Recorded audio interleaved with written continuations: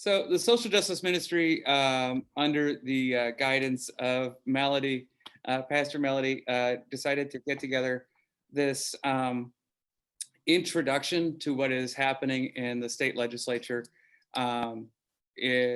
because it is an important part of our understanding of home, and creating a just community, which is obviously in our mission statement.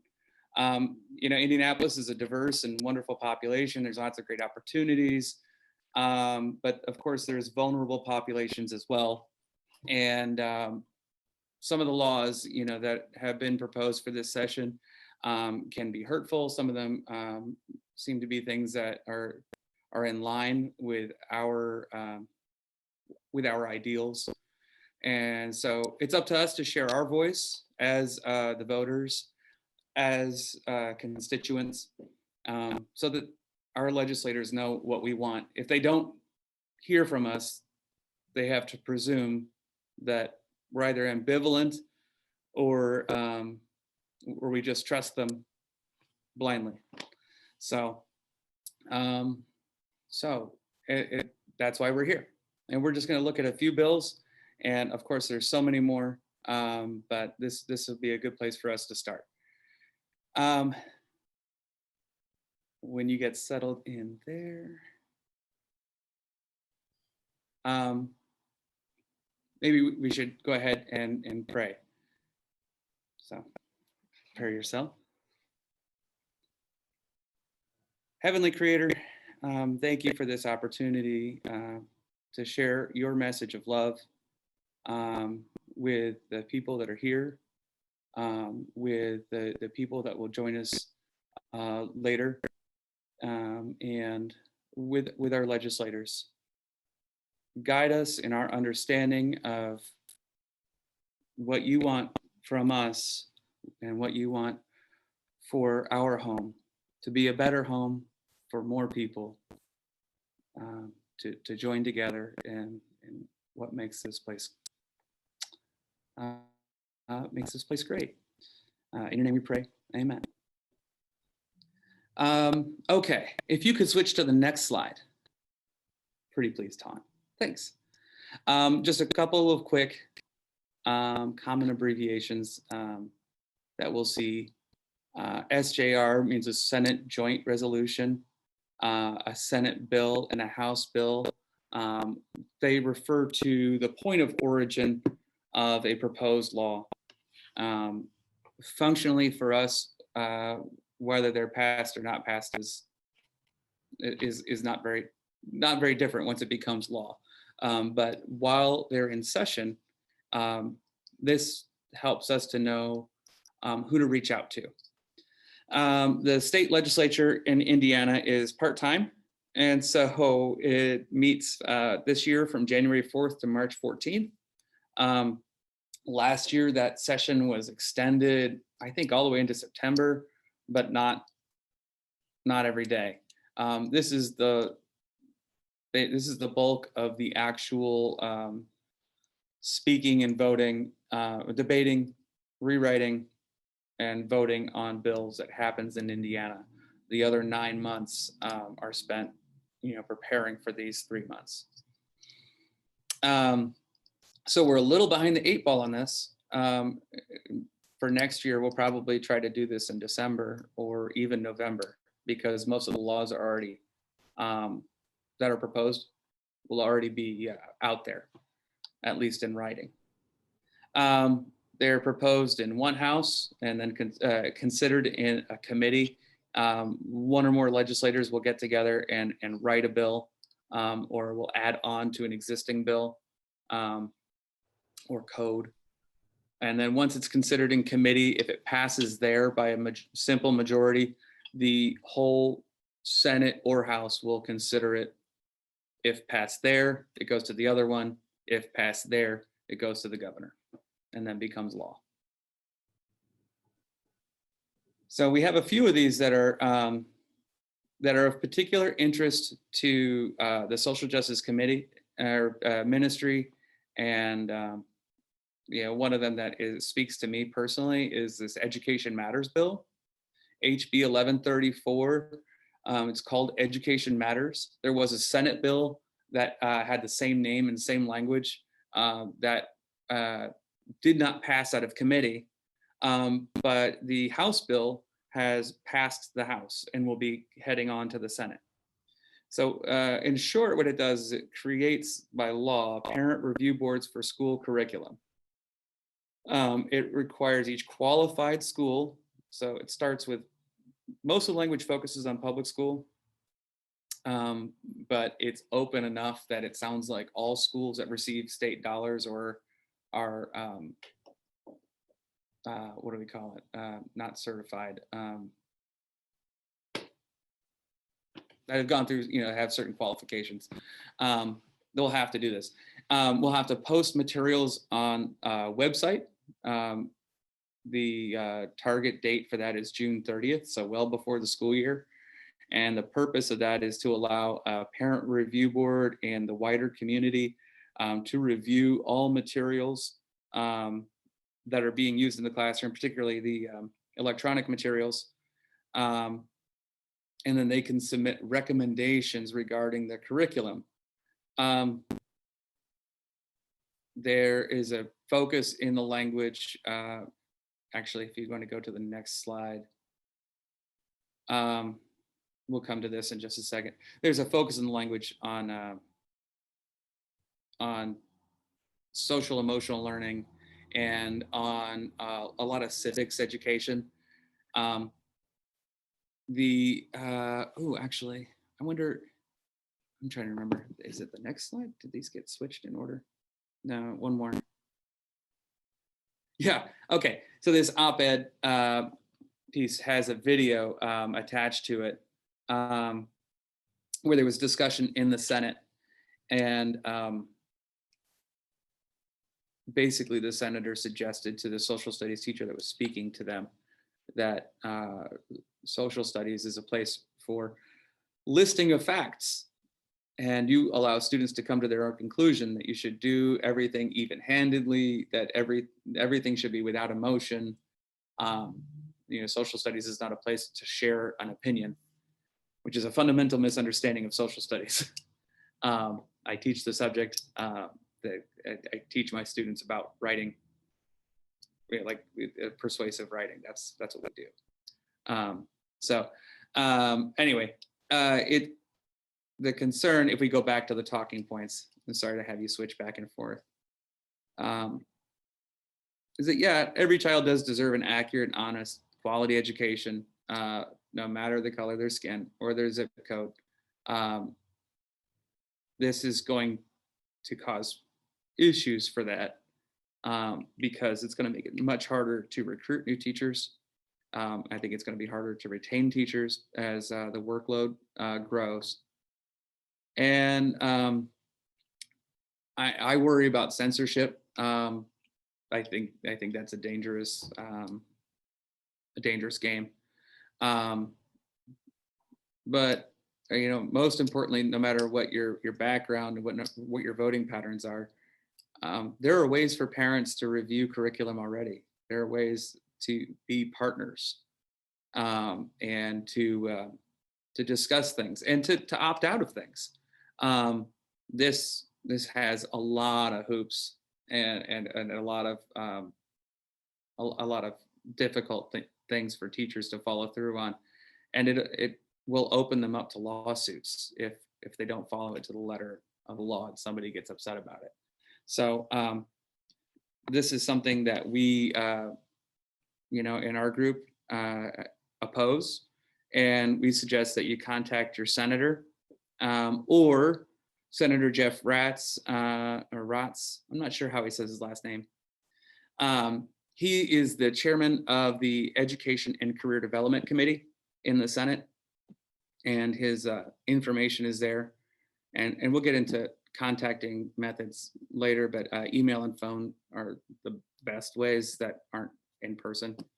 So they're the easiest ways for us to do it, and they're relatively effective. And then the legislative assistant, Jake Torrey, could be helpful too.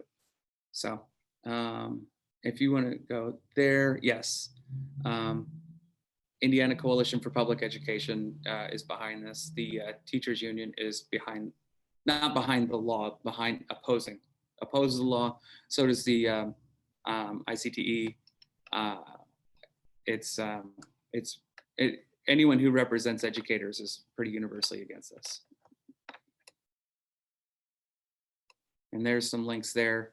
The ISTA form is useful just because it's already ready for you. All you have to do is put in your address and it'll tell you which legislator to go to. If you want to read the whole law, it's the third link. And Legiscan summary says exactly what's going on with the law right now. It's in progress. Actually, as I wrote my slides for this, things changed. So that's Legiscan is a useful site. Okay, moving on from HB 1134, we have SJR 14. Now, you may know that there was a recent redistricting, and there was a long process, and there were places for public comment, but this Senate joint resolution is a resolution to make things more democratic and bring it back to the people. The form a citizens redistricting commission to redraw state maps. But it's not certain that it's even going to get a hearing. So Senator John Ford, the chairman of the Senate Election Committee, is open to it. At least that's what he's saying. And if he hears from us that we support that, I think that could be very helpful. He's probably going to need to hear from a lot of citizens because other legislators are happy with the process. It's working for them. They've been elected. But gerrymandering is a national problem, and it is a state problem, and we'd like to see that change. So contact Senator Ford. All right, I'm going to pass the torch. Okay, I believe this is me. So I chose SB 369, which is opposing infrastructure improvement, mainly focusing on the Indigo Blue Line. So there's some other issues with that, which I on the next slide. But basically, what this plan, could you go back one, please? So a little bit about what the Blue Line is. It's basically going to connect the town of Cumberland, which is the east side of Indianapolis, Washington Street. I guess it's also Highway 42, all the way to the Indianapolis airport. And it's also 24 miles long, and then there's 39 bus stations that they're proposing. The importance to me, when you look in that span, there are quite a few apartments that are income-based. So if everything were to fall through with this transit line, that's going to help people who are already considered low income or struggling with work that they currently have or need to find work. Next slide, please. All right, a little bit more. This is talking about numbers. There's a lot of big numbers here. So the infrastructure is going to impact 17 miles of resurfacing, different drainage improvements, which will also benefit our environment and the horrible smells you smell downtown, things of that nature. 10 miles of connected sidewalks, over 3 miles of new crosswalks. And with that being said, I know many people probably remember the tragedy that happened in crosswalk here in Irvington. So, things like that happen that we don't really hear about, more so downtown, to like the bigger bar districts, people running in front of cars. Traffic is pretty bad on weekends at night in those areas. So crosswalks would definitely aid in that. And then we have up to 500 ADA curb ramps. So that's referring to people, have disabilities, and then over 2 miles of multi-use paths. I don't know exact details I'm assuming that's for, bike lanes possibly, things of that nature. And then they're also would include 65 new and upgraded traffic signals, which would be a major help for some of our, traffic issues that we have, certain hours of the day. And then of course, street infrastructure. Next slide, please. So some talking points for SB 369. Increased public transit would aid in helping those without transportation get to and from work and home. The drainage improvements would aid in quality of life and environment. An increase in crosswalks would assist in safety of pedestrians, which is common on the path of the Blue Line. ADA ramps would aid in transportation for the disabled. More traffic signals would aid in traffic issues. Next slide, please. So with the who to contact, as your local representative, it looks like this was added by someone very wonderful because I didn't know what to put here. So you would need to contact Senator Michael Kreider, representing District 28, which includes Irvington and Points East. His number is 317-232-9400. And his email is crider, is that right? No, Kreider, just his full last name, at iga.in.gov. Next slide. All right, thank you. Thanks, Nicole. I'm Ton Spickelmeyer, and I'm going to talk about a bill that would make it harder for the poor to post bail. This was originally Senate Bill 8, was approved by the Senate and has moved on to the House and has a new number in the House of 1300. And basically, this would just make it a lot harder for the Bail Project, which is a not-for-profit bail fund, to assist people who are unable to post bail themselves by limiting the amount of bail that they can provide and the number of people that they can serve. This organization, the Bail Project, which is a national organization, but it has local leadership, so it's operated locally, currently helps about 300 local people a year get out of jail. And we like this comment from a Star columnist. He said, the Bail Project takes an important part of the criminal justice system, the presumption of innocence, and makes it accessible to people who otherwise would remain incarcerated while people with more money get out. So this is really a fundamental justice issue. And there's the contact information for Blake Johnson, who represents Irvington, or there are other links on this slideshow where you can find your own state representative if you are not in District 100.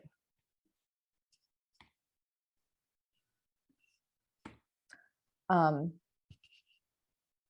on. Okay, so here's some talking points if you were to contact your legislature about this, that this bill unfairly targets not-for-profits because it would put limits on the Bail Project and other not-for-profits that it does not place on for-profit bail bonds companies. The Bail Project, unlike for-profit companies, not only helps people get out of jail, but it connects them with needed social services. And one measure of its success is that 90% of Bail Project clients show up for their court dates. A big advantage of this is that the Bail Project posts bail for people without them having to come up with a 10% surety bond, which is what for-profit companies require. And this 10% is not refunded that people pay to for-profit companies, so that even if the person is found innocent, they have still lost that money, which is often very difficult for them to come up with and only further impoverishes people who are already living on the edge. Whereas the Bail Project money, if it's returned at the end, then it goes on to help someone else. So it's a revolving fund where the money is constantly recycled and applied to help new people. When people are out of jail, they can work and support and care for their families. So this reduces the expenses for taxpayers and also obviously helps people and their families. As people of faith, we believe in justice for all, which includes incarcerated people, 80% of whom have not been convicted of any crime. So we believe that people belong at home with their families whenever possible and deserve to receive the services that the Bail Project can provide. Here are some other crime bills which are opposed by justice groups. These all have also moved on to the House, so they do have they will get new House numbers. There's a summary below. There's they're things that, you really have to read the bills to understand, because sometimes they sound on the surface as though they would help prevent crime, but because they would unfairly target minorities and the poor, they're not as positive as they may first appear, and that's why they are opposed by justice groups. So here's some just general suggestions for contacting legislators. The best methods are phone calls and personal letters or email. Form letters are generally not effective. When possible, contact the head of the committee that will hear the bill, as well as your own state legislator. And there's another link to how you can find your senators and representatives. When you call or write, provide your address so that they can verify that you are a constituent, and try to keep your letter to no more than a page. As far as what to say, we've provided talking points for bills, so it's always good to have, 3 reasons is a good kind of ballpark to provide. Provide the name of the bill and whether you oppose or support it. It's best to just limit one communication to one bill instead of throwing in a whole bunch. Tell how the bill would affect your life. Personal stories can be very persuasive. If relevant, tell what you'd like to see instead of the bill that's proposed. And if you ever voted for this official or you have another connection to him or her, don't hesitate to use that to your advantage. Okay, I am going to stop sharing.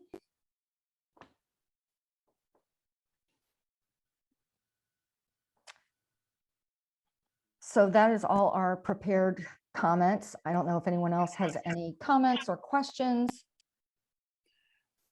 Holy cow, we flew through those. I just looked at the time.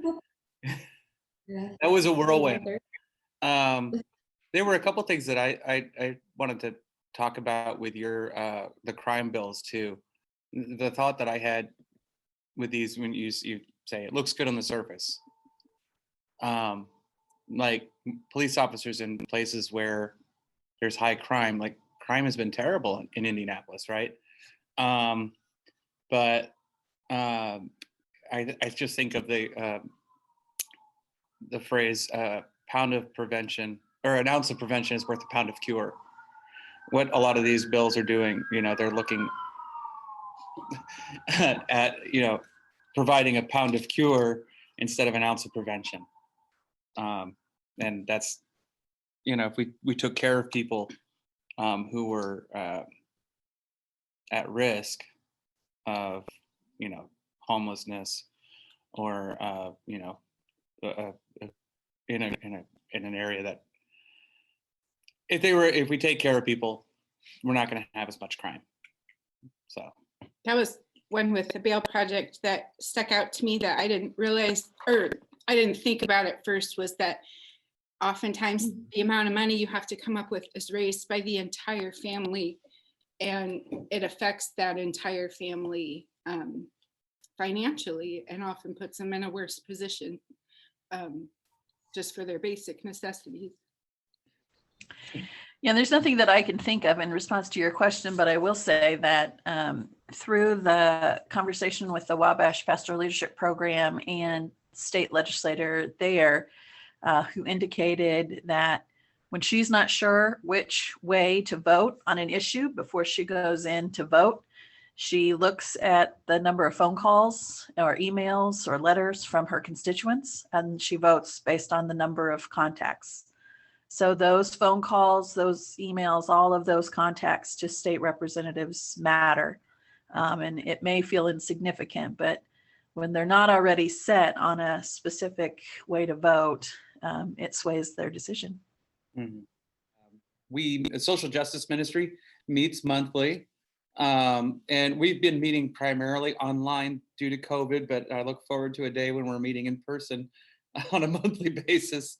Ton's been in the church a few times for it, but it's been since Omicron year, or we've been gone back to just online. But what is that? The second Thursday? Third Thursday at 7. So 6:30. Yeah, I'm going to get all the details wrong, but I'll be there. So, and we'd love to have you. Thank you all for this great information. It's nice to have it succinct and in one spot. So thank you.